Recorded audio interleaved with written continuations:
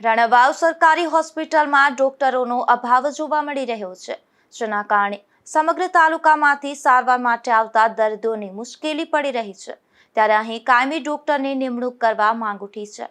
રાણાવાવની સરકારી હોસ્પિટલમાં ફેબ્રુઆરી મહિનાથી કાયમી ધોરણે કોઈ પણ ડોક્ટર હાજર નથી. કુલ 3 ડોક્ટરની જગ્યા ખાલી છે.